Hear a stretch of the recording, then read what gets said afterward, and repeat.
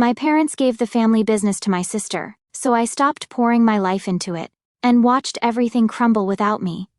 For 12 years, I'd worked in the family business, Matthews Commercial Construction. I started as a laborer during summer breaks when I was 20, learned estimating in college, and eventually became the operations manager after graduating with my engineering degree. While Paula had been living her life in New York, pursuing a marketing career and showing up for the occasional holiday, I'd been here, building, growing, sacrificing. Mark, my father's voice broke through my thoughts. Did you hear what I said? I blinked, focusing on the three faces now turned toward me. Sorry, what? I said. This doesn't change your position with the company. You'll still be operations manager. Dad's tone was reassuring, as if he were doing me a favor. Paula will be taking over as CEO when I retire next year, but your role is secure.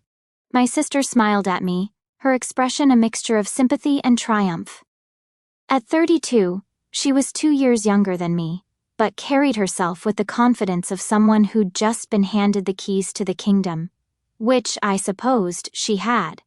Mark, she said, her voice soft with practiced compassion, I hope you know how much I value your expertise. I couldn't do this without you. I stared at her, wondering if she actually believed that. Paula had worked for the company for exactly 10 months. 10 months versus my 12 years. Why? The question escaped before I could stop it. Why Paula and not me? The room fell silent. Richard suddenly became very interested in organizing his briefcase. My mother's smile tightened. Dad cleared his throat. Mark, we've discussed this. Paula has the vision for where the company needs to go. She's better with people. The clients love her. You're brilliant with operations, with the technical side, but I'm not CEO material, I finished for him. That's not what I'm saying, he replied, but his eyes shifted away from mine. Mom stepped forward. Darling, you're a crucial part of the company. You can still help from behind the scenes. Paula will need your support. Behind the scenes. The phrase hit me like a physical blow. That's where I'd always been, hadn't I? Behind the scenes, making things work while others took the credit. Paula stood and approached me, taking my hands in hers. Mark, this partnership will be amazing. You know the operations inside and out, and I can bring in the big clients. We'll be unstoppable together. I looked into her eyes, the same hazel as mine, the same as our father's, and saw nothing but self-assurance. She truly believed she deserved this. Congratulations, I said finally, extracting my hands from hers. If you'll excuse me, I have work to finish. I turned and walked out of the conference room, ignoring my mother calling my name. The familiar hallway of Matthews Commercial Construction felt suddenly foreign, as if I were seeing it through a stranger's eyes. Photographs lined the walls, construction sites, ribbon cuttings, handshakes with important clients. My father featured prominently in most of them. Paula was in a few recent ones. I searched but couldn't find a single one with me. Behind the scenes, indeed. That night, I sat on my balcony with a bottle of whiskey and my laptop, reviewing project files as I'd done countless nights before. My apartment overlooked downtown, the city lights blinking like stars. In the distance, I could make out several buildings we'd constructed over the years, including the recently completed Harrington Tower, our biggest project to date, the one that had put Matthews on the map as a serious contender for major commercial developments. The Harrington project had been my baby from the beginning. I'd stayed up for 3 days straight finalizing that bid, calculating costs down to the penny, developing the innovative construction approach that had won us the contract over firms twice our size. Dad had been the face of the presentations, of course, but the substance, that had been all me. My phone buzzed with a text from Paula. Hey bro, I know today was a shock. Let's grab lunch tomorrow and talk through the transition. I value your input more than anyone's. I took another swig of whiskey and didn't reply. My computer pinged with an email notification. Another issue with the West Side development that needed my attention. Always something that needed my attention. I'd been working 80-hour weeks for years. Holidays spent on job sites. Vacations interrupted by emergency calls. Personal relationships sacrificed on the altar of the family business. All because I believed that someday the company would be mine. What a fool I'd been. I closed my laptop and leaned back in my chair, staring up at the night sky. A decision was forming in my mind, crystallizing with each passing moment. If I wasn't going to inherit the company, if all my sacrifice was worth so little to my family, then perhaps it was time to reconsider my level of commitment. No more 80-hour weeks. No more middle-of-the-night emergencies. No more sacrificing my life for Matthew's commercial construction. From now on, I would work my designated hours. No more, no less. I would take my weekends off. I would use my vacation days. And most importantly, I would start looking for opportunities elsewhere. The thought should have terrified me. Instead, it felt like freedom. The next morning, I arrived at the office at 8 a.m. sharp. A good 2 hours later than my usual start time. Several employees did double takes as I strolled through the front door with a coffee in hand. "Everything okay, Mark?" asked Nancy, our receptionist, who'd been with the company longer than I had. "Never better," I replied with a smile. "Beautiful morning, isn't it?" My office was already buzzing with messages, 3 voicemails from superintendents on various job sites, 14 emails marked urgent, 2 project managers waiting outside my door. I greeted the project managers, listened to their concerns, and provided clear, concise direction, all within 30 minutes. No hand-holding, no taking on their problems as my own, just straightforward management. At noon, Paula appeared in my doorway. "Ready for lunch?" "Can't today," I said, not looking up from my computer. "I've got plans." She hesitated. "Oh, I thought we were going to discuss the transition." "Nothing to discuss. You're the heir. I'm operations, business as usual." "Mark." Her voice had that cajoling tone she'd perfected since childhood, the one that usually got her whatever she wanted.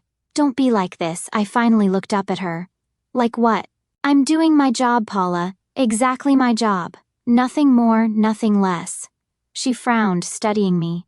"Dad mentioned you haven't returned his calls. I've been busy. Too busy for the Westridge bid? He said you were supposed to review the final numbers, but you haven't sent them over." I leaned back in my chair. "That wasn't in my calendar for this week." "If it's urgent, I can look at it next week." "Next week?" "Mark, the bid is due Friday. Then someone should have put it on my schedule with adequate time for review." I returned my attention to my computer. "I'm sure you can handle it, though. You're better with clients, after all." The silence stretched between us until Paula finally spoke, her voice tight. "Fine. I'll tell Dad you're unavailable. You do that." After she left, I sat back and took a deep breath.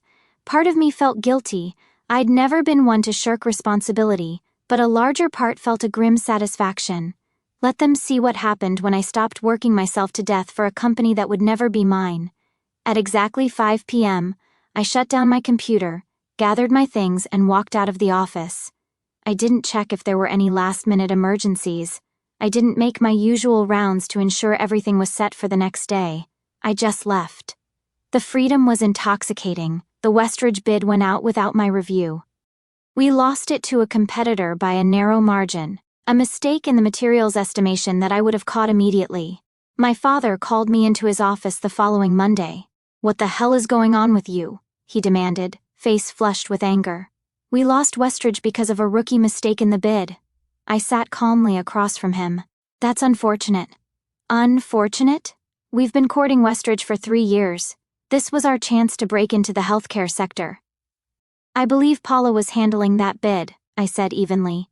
"You know she doesn't have your eye for the technical details yet," he snapped. "She needed your expertise on this. And if someone had scheduled time for me to review it properly, I would have provided that expertise." "During business hours." Dad's eyes narrowed. "What's that supposed to mean?" "It means I'm no longer available 24/7.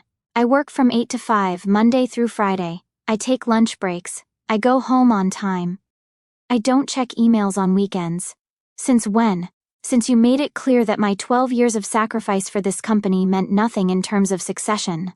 The color drained from his face. "Is that what this is about? You're punishing the company because you're upset about Paula?" "I'm not punishing anyone," I replied. "I'm simply adjusting my work-life balance to reflect my actual position in the company. An operations manager with no stake in its future. You have the same stake as always. Nothing's changed in your compensation package." "Everything's changed, Dad. You can't expect me to work like an owner when you've made it clear I'll never be one." He ran a hand through his graying hair, frustration evident in every line of his face. I need you, Mark. The company needs you, and I'm here, during business hours, doing exactly what my job description entails. No more, no less. Dad stared at me for a long moment, then sighed. I've got a meeting with the Harrington Group on Thursday. Their CFO specifically asked that you be there. Something about wanting to discuss the cost-saving measures you implemented on their tower project. I checked my calendar. I can make 10 to 11 a.m. work. The meeting's at 9, then I'll be there for the second half. I stood up. Is there anything else? He looked at me as if seeing a stranger. Perhaps he was. No, he said finally, that's all. As I walked back to my office, I could feel the eyes of employees on me. Word had gotten around about the Westridge bid. People were whispering, wondering what was happening with the Matthews family. Let them wonder, I thought. Let them all wonder. The meeting with the Harrington Group was a disaster. I arrived at 10 a.m. as planned, slipping into the conference room with a quiet apology for my tardiness. My father shot me a look that could have frozen hell, while Paula just looked bewildered. The Harrington executives, Thomas Harrington himself and his executive team, were in the midst of reviewing financial projections for their next development. Ah, Mark, Thomas said, brightening when he saw me. Just the man we need. We were discussing the implementation of that modular approach you pioneered on our tower project. We'd like to use a similar method for the new development, but with some modifications. For the next hour, I was fully engaged, answering questions, offering insights, suggesting improvements to their proposed modifications. This was the part of the job I genuinely loved, solving complex problems, finding innovative approaches, creating value. When the meeting concluded, Thomas pulled me aside. I was worried when you weren't here at the start, he said frankly. Your father and sister seemed a bit out of their depth on the technical side. Paula's still learning the business, I replied diplomatically. So I gathered. His eyes were shrewd. Your father mentioned she'll be taking over as CEO. Interesting choice. I said nothing, which seemed to tell Thomas everything he needed to know. Well, he continued, I want you to know that Matthews got the Harrington account because of you, Mark. Your expertise, your creativity, your attention to detail. I hope that doesn't change, regardless of the company's internal arrangements. I appreciate that, Thomas. He handed me his card. If you ever decide to make a change, give me a call. We're always looking for talent like yours. I pocketed the card with a nod. Thanks. As Thomas and his team left, my father approached, his expression a mix of relief and lingering anger. You saved that meeting, he admitted grudgingly. I did my job, I corrected him. Where were you for the first hour? I told you I could only make it from 10 to 11. I had other commitments. Dad's jaw tightened. What commitment could possibly be more important than the Harrington Group? My life, I replied simply. Now, if you'll excuse me, I have work to finish before the end of the day. As I walked away, I heard Paula ask our father, what's going on with him? And his frustrated response, I don't know, but he needs to snap out of it before he costs us everything. I smiled to myself. They still didn't get it. They thought this was a temper tantrum, a phase I would eventually move past. They had no idea that I was already drafting my resume and reaching out to industry contacts. No idea that Thomas Harrington's card wasn't the first such offer I'd received over the years. Just the first one I was seriously considering. Let Paula handle it, I thought. She's the heir after all. A week later, all hell broke loose. I was reviewing superintendent reports when my father burst into my office, face ashen. Harrington just called, he said without preamble. They're reconsidering their future projects with us. I looked up slowly. Why would they do that? Apparently, there's been a misunderstanding about the timeline for their new development. Paula met with Thomas yesterday and committed to a completion date 4 months earlier than what we discussed in the meeting. That's not possible with their design requirements, I said flatly. Not unless they want to increase the budget by 40%. I know that, Dad snapped. Everyone in this business knows that. But Paula thought she could win points by promising an aggressive timeline. And now Thomas is saying either we honor the timeline Paula promised, or they'll reconsider their relationship with us. $15 million in future contracts, Mark, at risk. I leaned back in my chair, letting the information sink in. What do you want me to do about it? Dad stared at me in disbelief. What do I want you to do? I want you to fix this. Call Thomas. Explain the situation. Work out a compromise. He respects you. That sounds like a CEO problem, I observed, or an heir problem, not an operations manager problem. Mark, for God's sake, this isn't the time for your attitude. The company is at stake, the company that will never be mine, I reminded him. The company you've made clear belongs to Paula's future, not mine. So let Paula handle it. She's the heir, right? The color returned to my father's face in a rush of anger. Is that what this is about? You're willing to let our biggest client walk away because your feelings are hurt? My feelings aren't hurt, Dad. I've simply adjusted my investment in this company to match its investment in me. He ran his hands through his hair in frustration. What do you want? A title? Fine, we'll make you co-CEO with Paula. No, I said quietly. I don't want a consolation prize. What I wanted was for my 12 years of sacrifice to mean something. What I wanted was for you to see my value before you were in crisis. Now it's too late. Dad's expression shifted from anger to something like fear. You can't mean that. This is your family, your legacy. No, I corrected him.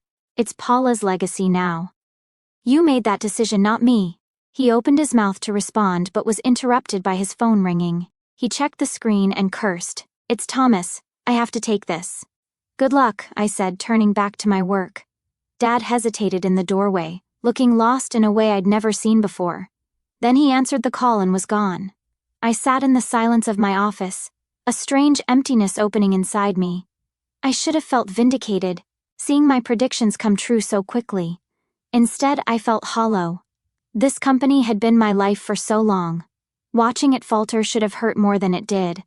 Maybe I was already detaching myself from Matthew's construction. Maybe that was a good thing. The Harrington crisis was just the beginning. Over the next month, 3 more major contracts fell through due to missteps in client management. Paula, for all her supposed people skills, was drowning. She didn't understand the technical constraints that informed our pricing and timelines. She made promises our teams couldn't keep. She focused on landing new clients, while neglecting the relationships with existing ones. Meanwhile, I did exactly as promised, no more, no less than my job required. I managed operations efficiently during business hours. I didn't attend evening client dinners. I didn't work weekends to bail out failing projects. I didn't offer solutions to problems that weren't directly in my purview. I watched the chaos unfold with detached interest, like observing a slow-motion car crash from a safe distance. My mother showed up at my apartment on a Sunday afternoon, something she'd never done before. When I opened the door, the worry lines around her eyes were deeper than I'd ever seen them. May I come in? She asked. I stepped aside, gesturing her in. My apartment was spartanly furnished. I'd never spent much time here, always too busy working. Now, with my newly reclaimed evenings and weekends, I'd started to make it more of a home. New bookshelves lined one wall, filled with engineering texts and novels I'd been meaning to read for years. A half-finished model of the Harrington Tower sat on my dining table. Mom noticed it immediately. You're building a model of the tower? Just a hobby, I said with a shrug. Something to do with my free time. She ran her fingers along the edge of the table, not meeting my eyes. Your father is worried sick. The company is in trouble, Mark, I'm aware. Paula is trying her best, but she's not qualified to run a construction company, I finished for her. She never was. Mom's eyes flashed. That's not fair. She has other strengths. Being your favorite isn't a business qualification, Mom. She recoiled as if I'd slapped her. Is that what you think? That we favored Paula? Didn't you? You gave her the company despite her having no relevant experience or demonstrated commitment. What would you call that? Mom sank onto my couch, suddenly looking every one of her 62 years. We thought? Your father thought. She could bring fresh perspectives, new ideas.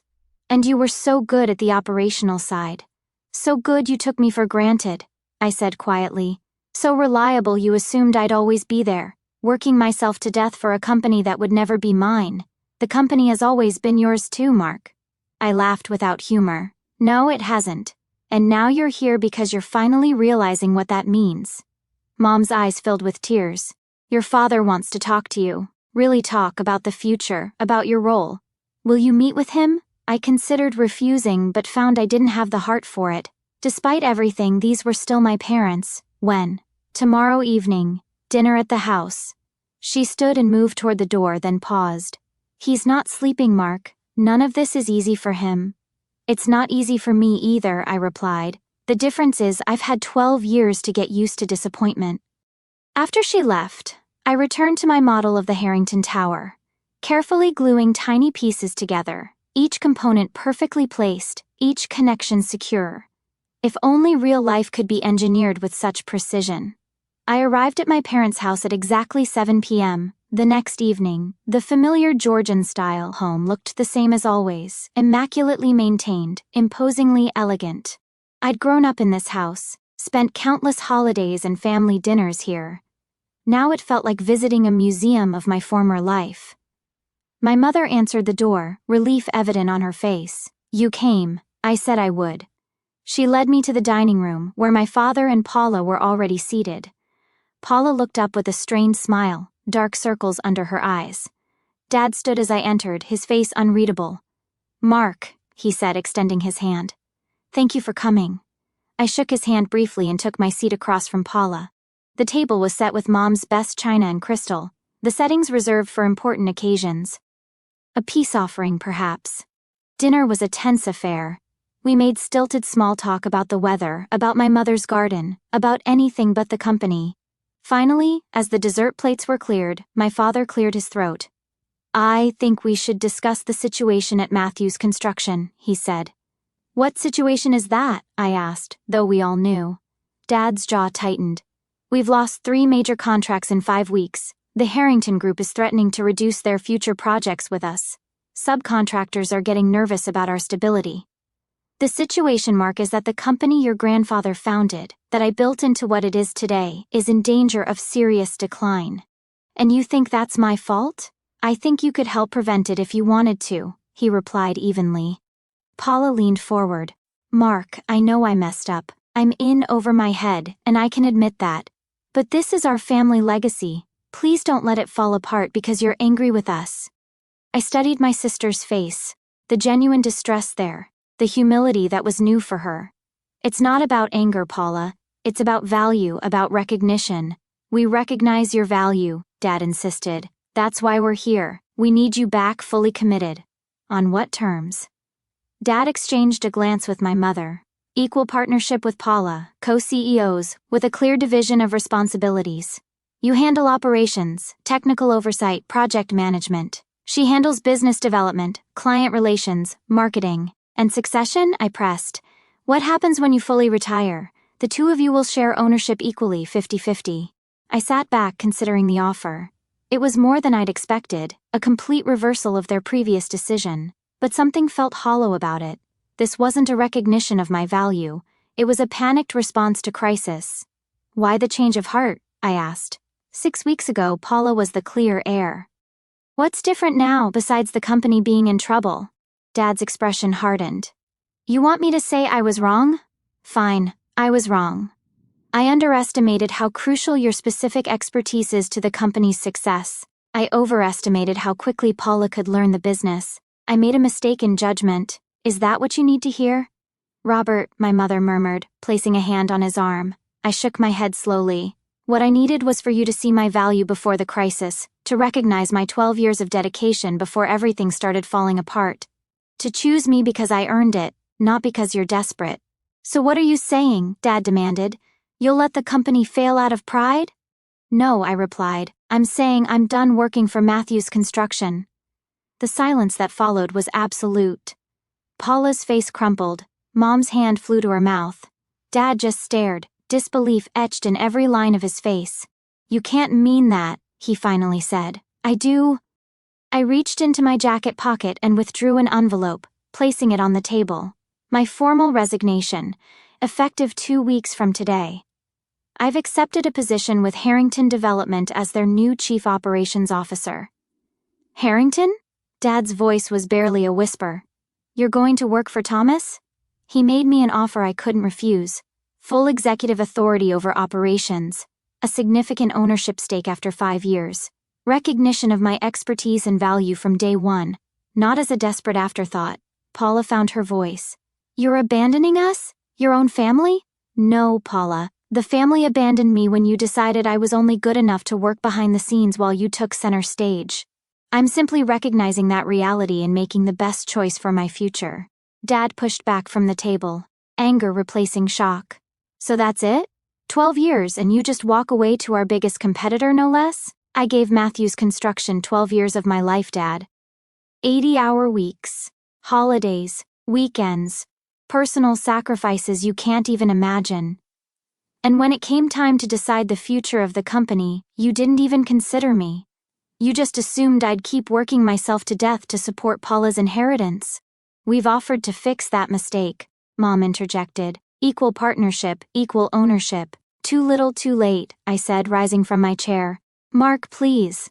Paula's voice broke. We can work this out. The company needs you. I need you. I looked at my sister, really looked at her, the golden child, the favorite, always the center of attention. For the first time, I saw fear in her eyes, fear and the dawning realization that she was out of her depth.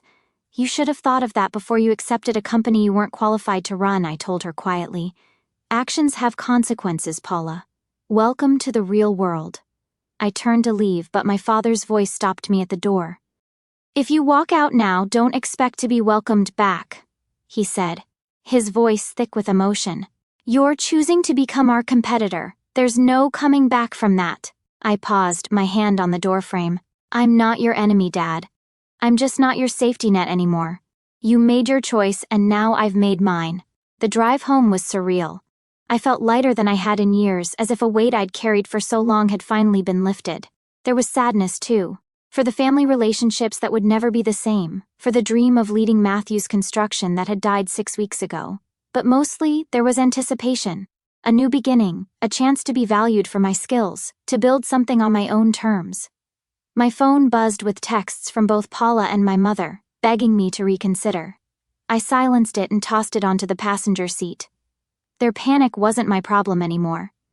For the first time in 12 years, I was free. The 2 weeks of my notice period were uncomfortable, to say the least. My father barely spoke to me, communicating only through curt emails when absolutely necessary. Paula alternated between tearful pleas and cold silence. The office buzzed with whispers and speculation. I worked diligently to document all my processes, to ensure a smooth transition for whoever would take over my responsibilities. Despite everything, I didn't want the employees of Matthews Construction to suffer for my family's mistakes. Many of them had been with the company for years, good people who deserved better than to be casualties in a family power struggle. On my last day, Nancy organized a small farewell gathering. Most of the staff attended, though my family was conspicuously absent. There were handshakes, well wishes, a few tears from longtime colleagues. I promised to stay in touch, knowing that some friendships would survive this transition and others wouldn't. As I packed the last of my personal items into a box, my father appeared in the doorway of my office. I thought you'd be gone by now, he said, his voice carefully neutral. Just finishing up. I closed the box and faced him. Was there something you needed? He entered the room slowly, looking around at the now bare walls where my engineering degrees and project photos had hung. The Harrington Group officially notified us they won't be pursuing additional projects with us. I'm sorry to hear that. Are you? His eyes met mine, searching. I nodded. Thomas made it clear they're following me to my new position. He nodded slowly, as if he'd expected this answer but hoped for different. You always were a man of your word. That's something I always admired about you. He extended his hand. After a moment's hesitation, I shook it. Good luck, Mark, I mean that. Thank you. I wish the same for Matthews Construction. As he turned to leave, he paused in the doorway. The door isn't closed forever, you know. If things don't work out at Harrington, if you ever want to come home. This isn't my home anymore, Dad. You made sure of that. He flinched slightly but nodded in acknowledgement. Goodbye, son. Goodbye, Dad. After he left, I stood in the empty office for a long moment, memories washing over me. My first day as operations manager, late nights poring over bids, the celebration when we landed the Harrington Tower contract. So much of my life had been spent within these walls. But that chapter was closing. It was time to write a new one. I picked up my box and walked out, nodding goodbye to Nancy as I passed the reception desk. Outside, the afternoon sun was bright, the future stretching before me like an open road. My phone buzzed in my pocket. Thomas Harrington, probably calling to confirm my start date on Monday. As I loaded my box into the car, I glanced back at the Matthews Construction sign above the entrance. The family name that had defined me for so long, my heritage, my burden, my almost legacy. Not anymore. I got into my car and drove away without looking back. No longer behind the scenes, but center stage in my own story. No longer taken for granted, but valued for exactly who I was and what I could do. It wasn't the ending I had once imagined for myself. It was better, a beginning of my own making. And as for Matthews Construction, let Paula handle it. She was the heir after all, but I was finally free. 6 months later, I stood in Thomas Harrington's office overlooking the city skyline. The Harrington Tower, my tower in many ways, gleamed in the afternoon sun, a testament to what I could accomplish when my talents were recognized. The board approved the expansion plan, Thomas said, sliding a folder across his desk. They were particularly impressed with your efficiency projections. We're greenlit for the West Coast offices. I leafed through the documents, a sense of pride warming my chest. In half a year, I'd transformed Harrington's operations, streamlining processes and introducing innovations that had increased profits by nearly 20%. That's excellent news, I replied. When do we break ground? Next month. And they want you to oversee the initial setup personally. Thomas leaned back in his chair studying me. You've exceeded every expectation, Mark. I knew you were good, but this, he gestured to the performance reports on his desk. This is exceptional. Thank you for the opportunity to prove it. No need for thanks. In business, recognizing talent is just good sense. He paused, his expression turning curious. Have you heard from your family lately? The question caught me off guard. I'd managed to avoid thinking about Matthews Construction, about my parents, about Paula, for weeks at a time. Not directly, no. I heard through the grapevine that they're struggling. Lost the Westmore project to Klein & Associates last week. I nodded, feeling a complicated mix of emotions. Satisfaction, yes, but also a faint echo of regret. Not for my decision to leave, never that, but for the family relationships that had been casualties of that choice. They made their bed, I said finally. Thomas nodded thoughtfully. Indeed they did. Still, family is complicated. As I drove home that evening, Thomas's words lingered. Family was complicated. Despite everything, there were moments when I missed Sunday dinners at my parents' house, the easy banter with Paula before business came between us, the sense of belonging to something with roots deeper than my own life. My phone rang through the car speakers, a number I didn't recognize. Hello? Mark? It's Nancy. Nancy from Matthews, our former receptionist. Nancy, good to hear from you. How are you? I'm fine, but... She hesitated. I thought you should know. Your father had a heart attack last night. The world seemed to tilt on its axis. Is he... He's stable in the hospital. They're saying it was stress-related. Her voice softened. The company's in trouble, Mark. Real trouble. Your sister is in over her head. And your father's been working himself to the bone trying to keep things afloat. Why are you telling me this, Nancy? Because despite everything, they're your family. And because there are 43 families who depend on Matthews Construction for their livelihoods. Good people who had nothing to do with how you were treated. After we hung up, I sat in my car watching the sunset paint the sky in shades of orange and pink. 6 months ago, I'd walked away from Matthews Construction without looking back, determined to prove my worth elsewhere.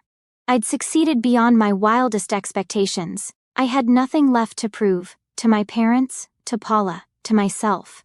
Perhaps that was why, for the first time since leaving, I allowed myself to truly consider what was happening at my family's company. Not with satisfaction at their struggles, but with a clear-eyed assessment of the situation. Matthews Construction was failing. My father was in the hospital. Dozens of families faced uncertain futures. And while none of that was my responsibility, while I'd earned the right to say, let Paula handle it, I found I couldn't simply ignore it either. Not because I owed my family anything. Not because I'd forgotten their betrayal, but because I was no longer defined by that betrayal. I'd moved beyond it, built a new life, proven my worth.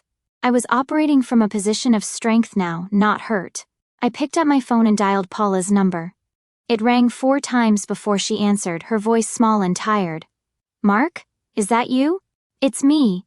Nancy called about Dad. "How is he?" "Stable." She sounded exhausted. "The doctors say he needs to reduce his stress levels dramatically." "And the company?" A long pause. "It's bad. We're going to lose the Miller contract next week unless we can somehow cut costs by 15%.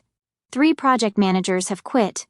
Suppliers are demanding payment up front because they've heard rumors we're going under." Her voice cracked. "I don't know what to do, Mark. I'm in so far over my head. 6 months ago those words would have filled me with vindication. Now they just made me sad. I'm coming to the hospital," I said finally. "We should talk. About Dad, about the company, about options for everyone involved." "You'd do that? After everything?" I thought about Thomas's words, about family being complicated, about the satisfaction of proving myself at Harrington, about the 43 families who depended on Matthew's construction. "I'm not making any promises," I said carefully. "But yes, I'll come talk." As I pulled back onto the road, I realized something important. True freedom wasn't just about escaping the past or proving your worth. It was about choosing your path forward from a position of strength, on your own terms. Sometimes, that might even mean circling back, not to where you began, but to something new, built on the foundations of the old. I didn't know what would come of my conversation with Paula. Perhaps nothing. Perhaps a consulting arrangement to help stabilize the company. Perhaps something else entirely. What I did know was this: whatever happened next would be my choice. Not made from desperation or obligation, but from the confidence of someone who knew exactly what they were worth. And that, more than anything, was the true victory. Living well, on my own terms, with the power to choose my own path forward.